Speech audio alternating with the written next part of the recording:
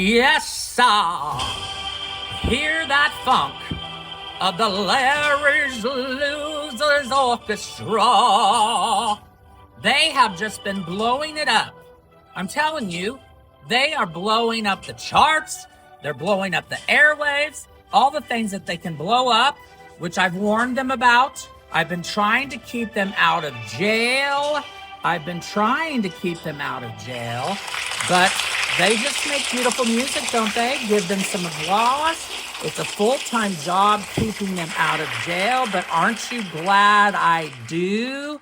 Because listening to Larry's Losers Orchestra, doesn't it just make you want to get down with the get down? Not sure what that means, but it sounds fun, and it also makes my hip hurt just thinking about it.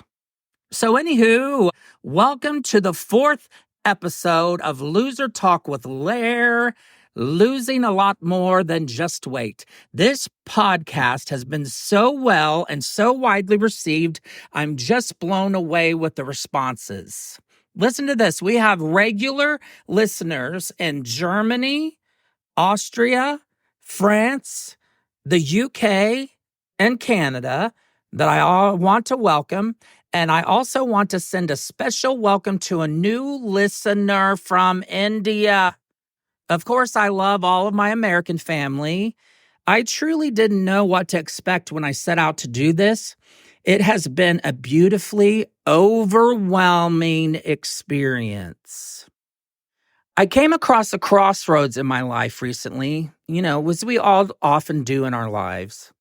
Mine was and is, trust me, a ball of stress. This season of life that I'm in, that I'm working through, but I just thought, why not do a podcast? Yes, go ahead. You're just so stressed. Throw something else in there. Go for it. Had no idea what I was getting into or what would happen, but I knew that there would be some sort of creative way for me to escape all the madness I was in, right? In fact, as you will often hear me talk about, the universe was right. I was being pushed in this direction, and I'm finally starting to not be so stubborn, to open my ears, to shut my mouth, and to listen to life and let it guide me on its path that I need to stop fighting, because there is where all the angst and madness and stress and sickness and anxiety is created. That is exactly what I'm talking about today. Anxiety.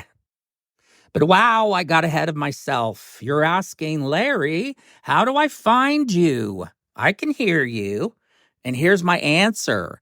Larry's Losers 22 on Instagram, The Evolution of Larry on Facebook. There you can ask to join our private, exclusive Larry's Losers VIP group on Facebook, where we have fun, new ways to connect with our loser family and myself. Don't forget to like, download, rate, review, keep the comments flowing, all the fun stuff, so I know what you're thinking. And if you're liking the vibe of Loser Talk with Lair, losing a lot more than just weight, I provided a link to my Venmo to leave a donation to keep the work of this podcast going. The link is on here and on Facebook. You don't know how much I appreciate all of you listening. Seriously, thank you so much. Are you ever anxious? Oh my God. I love to start off our podcasts like that with a serious question. That is so laughable, but you guys can't see me and I can't see you, so you can't see that I'm laughing when I ask it. Of course, you have anxious moments, right? But the question is, how deep are those anxiety-ridden moments? Are they just fleeting and you handle them with ease? Or are they lingering and they hang around? One of those dark clouds I often refer to. Mine is a darkness I've lived with my whole life. My family is a family of anxiety. If you've listened to my first podcast, you heard my mom was born to an alcoholic father. Bingo! There's the anxiety gene. amongst a lot of other mental health challenges that will be discussed in this podcast that stem from that gene, anxiety is huge. So I'm talking about my dance with obsessive anxiety during this podcast. While I'm talking about it, gauge yours, take your temperature with it. And maybe you don't have an issue, and I really hope that you don't. But the good news is, if you do and you realize it, that is shining our light on your darkness. There's no scary anymore. And now we can start to handle it. Like I said, dance with it, hang around with it, nothing to be scared of anymore. Just some boring statistics right from the get-go, because I seriously didn't know any of this existed inside of me until just a few years ago. And I have just learned a lot more about it recently. And by the way, I'm 54, so yeah, it took me some time. And I'm telling you, the only reason I'm learning about it now is because I'm starting to care about me, love me, which means, Larry does matter. All those years before, Larry didn't exist. Larry didn't want to exist. So who gives a crap if Larry was full of anxiety? The first time I was told I was anxious was when I became a store manager for Aeropostale. And my boss, Susan, who I adore, who could be listening, whom I learned so much from, told me in passing I was wound tight. She told me in passing because she assumed I knew that because, hello, it was obvious. Obvious to everyone else but Lair. Lair didn't care about Lair, so I had no idea. Wound so tight, I was making myself sick, and it worked. Anyway, enough stalling. You're excited about those statistics, so listen to this. According to the National Institute of Mental Health, the wide variety of anxiety disorders differ by the objects or situations that induce them, but share features of excessive anxiety and related behavioral disturbances. Anxiety disorders can interfere with daily activities. Listen to this. See if one of these applies to you. Does it interfere with your job performance, schoolwork, relationships? Any anxiety disorders include panic disorder, generalized anxiety disorders, agoraphobia, specialized phobia, social anxiety disorder, which is social phobia, post-traumatic stress disorder, obsessive compulsive disorder, which if you look it up in the dictionary, my shiny face is right there, and separation anxiety disorder. Here's the percentages. I know I'm a nerd, but I love a good graph. Moderate anxiety amongst adults. This is moderate. Moderate was at 33.7%. So 34% had moderate anxiety. And here's severe. Listen to this. Severe amongst all adults that were studied. 22.8%. 23% were seriously impaired with anxiety. This meant that their daily lives were impacted. This included jobs, relationships, school life, health, etc. I mean, this sucks majorly. The big problem is this. It is so hard to talk about, and we are told to not talk about these things. I say keep talking about it. Never, ever stop talking, no matter who is telling you they are sick of hearing it. Keep talking about it, because you know what happens if we don't talk about it? We shove food down our throats to ignore it. We shove alcohol down our throats to ignore it. We try to numb it with drugs or whatever it is to try to ignore it. We kill ourselves to try to ignore it. No more ignoring it. It's time to realize what it is that's making us sick. We're shining the light on the darkness. If you've listened to my earlier podcasts, you know my stories of father leaving us when I was 3 and blah, blah, blah. Well, here comes the anxiety, right? Some are at dad's. Do I call my stepdad dad? He is my dad. He's always there and he cares about me. Or the other one is the real, whatever that means. Weird, awkward. And the real one's weirdo wife that hates us and hates kids and always makes comments about what a burden we are. Anxiety. We always were a burden at their house. When you take a shower, that better not in water spot in the floor and bathtub, anywhere in that bathroom, just a weird and blah. Anxiety. They were Pentecostal, strict. I couldn't say God, which I said all the time.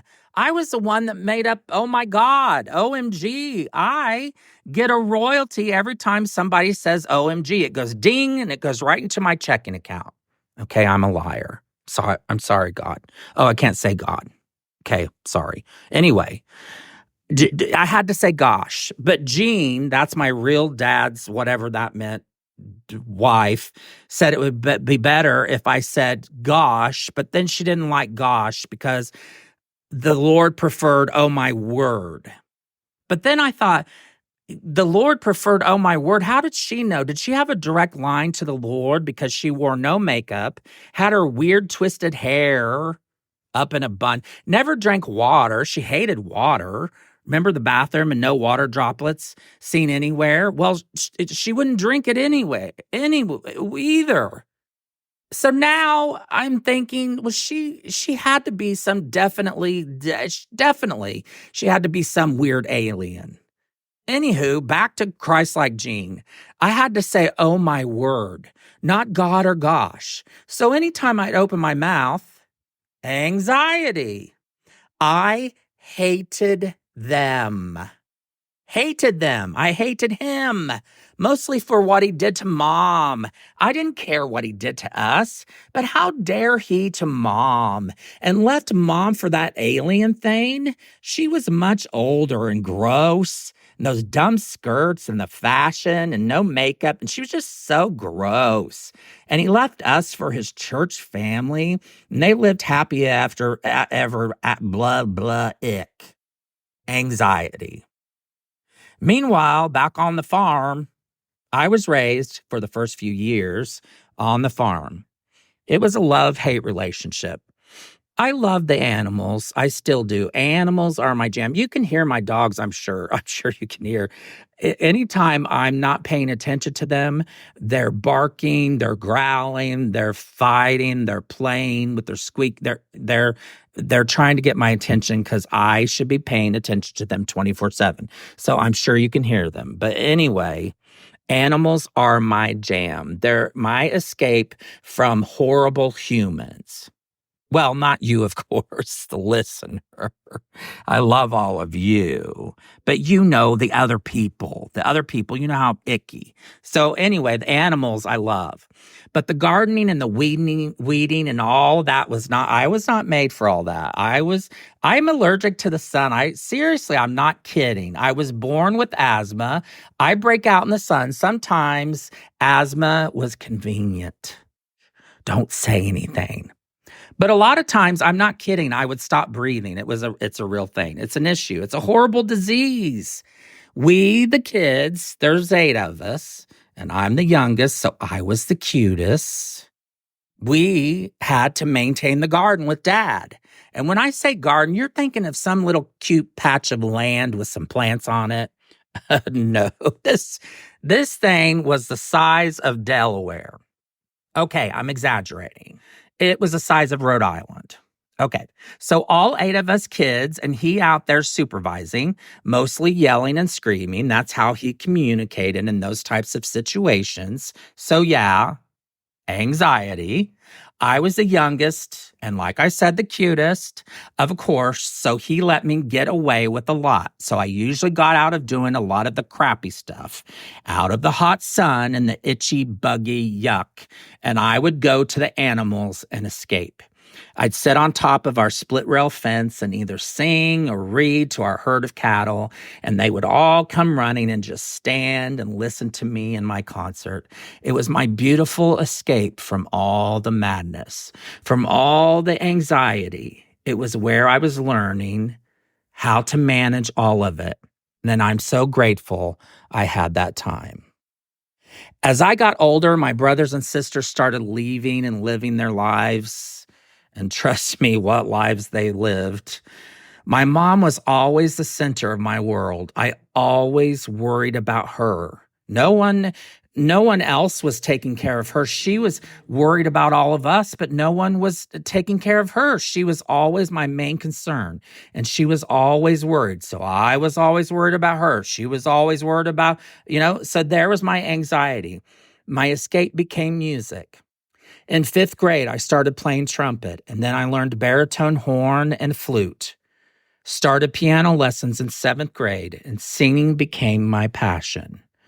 I was obsessed with Madonna, and my major obsession was this voice I got lost in, Whitney Houston.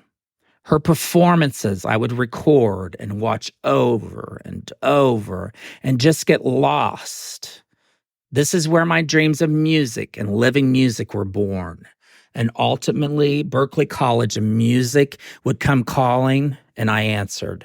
I never realized that as I had angst and anxiety that didn't feel so good inside of me, instinctively, I would search out something that would balance that out to make me feel better. I'm not sure why that surprises me. I mean, we all have that survival mode inside of us, that yin and that yang that helps balance our soul, to help find our peace. But if we don't catch on to what is happening and realize we need to do this more often, find that balance, our lives get out of control. Our bodies get out of sync and we get sick. Our minds get sick, and we have to find that yang to our yin to help soothe our soul. Growing older, my brother and sister really put my mom through hell. They were always drinking and my brother doing drugs. My sister was married to a guy in the Navy that abused her. And she has 3 beautiful kids. I mean, they're not kids anymore, of course. But they traveled all over, and Mom was always so worried about them. Was always rescuing my sister and bringing them home away from him. And then he'd come get them, and the whole cycle would start over. The whole family was involved in my sister's cycle of abuse and her madness. But her kids suffered the most. Mom suffered with them. Poor Mom. I was worried about her. The anxiety. As I traveled and worked away, opening retail stores, working all day, drinking all night, that turned into my escape. I wasn't finding the right yin to my yang. My balance was off, and I was getting sicker and sicker. High blood pressure, I didn't know it. The stress and anxiety had nowhere to go but into the bottom of a beer glass, and that never helps. I lost my music. I lost my way. I had to find my way to myself and my way back home, literally and figuratively. I never knew myself, never even cared. Came home to Mom to help her with Dad. I reconnected with my beginnings. I didn't know I needed all this, but once again, the universe was conspiring, and this time I was forced to listen. Mom desperately needed my help, so I was there for her. And as I came home and was helping her, I got my real estate license and noticed driving home from the test that my left side went completely numb. I ended up with a blood clot in my lung. Bam! Sickness. From all that anxiety and not having a yin to my yang, my body was so sick. And Dad was getting sicker, so he opted to have a second open heart surgery. I was getting sicker, so I knew something was lurking in my body. I tested positive for HIV. All those years of no yin to my yang, of hating Larry, of not caring, having finally caught up with me. My body is giving out and crying out for help, and I finally had to listen as I continued to help Mom with Dad. I started medications and my HIV quickly came under control. I was near death, but I got it under control. I rapidly gained 150 pounds. It was a perfect storm of dad stress, health stress, medicine, being home, food, and yes, anxiety. There it was. As Dad passed and Mom moved on with her life, finally happy and remarried, and I lived alone, miserable, fat, unhealthy, disgusted with myself, as usual, I was walking up my front steps at 400 pounds, and the weight of my body crushed my right foot. Crushed it just by walking up steps. It just snapped. Eventually, I realized Mom isn't getting any younger. I wasn't getting any younger. I owed it to her what we just did for Dad. I will not let her last days be taken care of by strangers in a strange place. I won't let it happen. So I found a Weight Watchers studio and I walked in on a Friday and joined, never knowing that a couple years later I would be a coach and that would be the yin to my yang. You all would help me find my balance. You all would help teach me to grow up, to learn about me, to like me, to find me, to love me, to care that I do exist, that I do have feelings and textures and many layers. And one of those layers contains many forms of anxiety that I'm continuously learning about. Through all of you, I escape and you help me create me, which is so beautiful. You all are so beautiful to me, and most of us don't even care to realize it. So if you were to stop and think of your anxiety, is it manageable, or do you need to find a yin for your yang?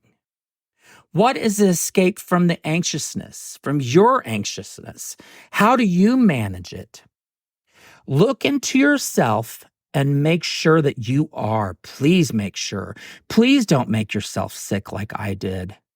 Please care about yourself so that you don't make yourself sick. Please find a way to release it, to dance with it, to shine your light on it. The darkness is not scary as long as we know it's there. So let's find it together. Speaking of finding,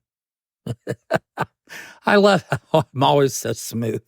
Speaking of finding, find me at Larry's Losers 22 on Instagram, The Evolution of Larry on Facebook, and don't forget to ask on there how to join our private, exclusive Larry's Losers VIP group on Facebook. Our loser family is waiting for you with all kinds of new ways to connect with them and me. If you're loving this podcast, you can donate to my Venmo link. I've left it here and it's on Facebook. I so appreciate you all for listening. As I leave you, here are some words of wisdom. Anxiety does not empty tomorrow of its sorrows, but only empties today of its strength. Let us realize that sometimes the most important thing in a whole day is the rest taken between two deep breaths. Breathe, rest, relax. We are strong. We can do this. Thanks so much for listening. See you next time. Love you all.